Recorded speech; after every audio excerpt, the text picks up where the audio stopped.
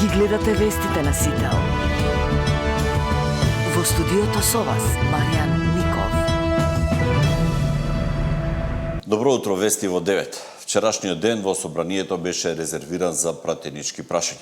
Да погледнеме дел од дебатата.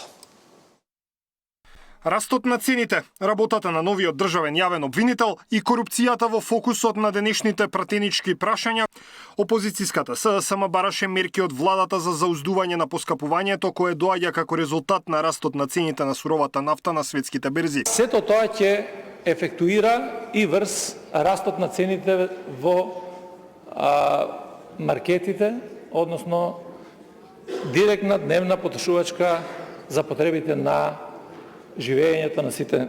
Значи нема да дозволиме притисоците, било од производителите, трговците, да има притисок и тука, како што бевме и претходно, значи ќе сме тука да донесеме мерки кои се во интерес на граѓаните. Премиерот ги кажа своите очекувања од новиот државен јавен обвинител. Повторно актуализирањето на случаевите од страна на тогаш затвореникот Катица Јанева и второто однесувањето на одредени обвинители и специјални јавни обвинители во делот на обвинителската служба. Ова се тие две работи кои што верувате мора да ги и ја очекувам лично од новиот државен јавен обвинител да излезе со јасна информација во јавноста. Сегашните можеме да ги фатиме.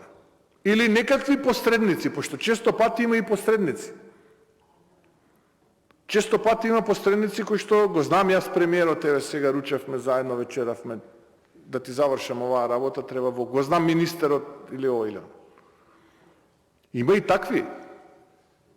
И тие ќе се фатат. Одговарајќи на прашање за тоа зошто во Дебар на раководни позиции биле поставувани македонци, министерот Тошковски рече дека граѓаните бараат професионализам и безбедност, а не етнички предзнак.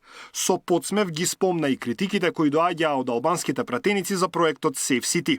Само албанците ги фаќала камерата, па кај ви текна, значи кај ви текнуваат овие работи, стварно не ми е јасно. Камерата на Safe City фаќала само албанци. Како бе, господе, така? Како? Ја не знам. Етничките прашања се почесто добиваат внимание, особено по последниот инцидент со министерката Јаневска. Во контекст на тоа, премиерот кажа дека официјален јазик на целата територија на државата е македонскиот и неговото кирилско писмо, но и оти тој почнал да го изучува албанскиот јазик и дека за година-две нема да му биде потребен превод кога ќе добива прашања од албанските пратеници. Даниел Василев, Сител телевизија. Председателот на владата Христијан Мицковски денеска ќе присуствува на отворање на нова трафостаница ТС Централна во Скопје.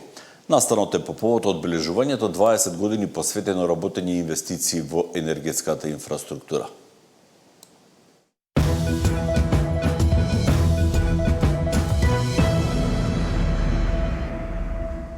Заканата од растечка инфлација ќе ја зголеми потребата од нови мерки кои ќе треба да ги преземе владата. Намалувањето на ДДВ-то кај горивата не е доволно, бидејќи кризата на Блискиот Исток ќе потрае, сметаат експертите.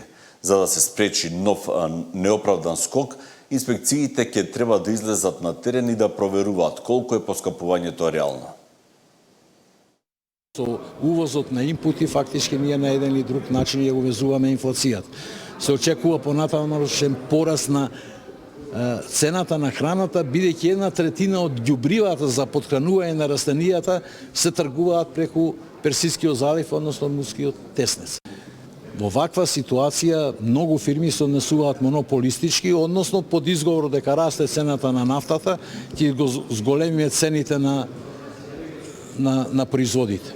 Во таква ситуација трошоците за производство растат и цените растат, меѓутоа во светот антимонополската комисија прави контрола дали и колку е оправдан пораст. Идејата не се секирете, ние следиме и ќе направиме што треба, фактички создава хаос, а не го решава хаосот. Хаос се решава ако им кажеш на сите субјекти, тоа и тоа се мерките, однапред да знаете, по автоматизам ќе бидат вклучени ако дојде до таква ситуација. Владата ќе треба да преземе мерки со кои што ќе ги зголеми парите што ги трансферира до ранливите категории на граѓани, не сите, значи селективни мерки. Тој мерка да преземете, некој мора да го плати трошокот. Или ќе го плати државата, преку даноците на сите граѓани, или ќе го плати бизнисот преку зголемување на нивните цени, односно зголемување на нивните трошоци, или ќе го платат граѓаните со намалување на нивниот стандард.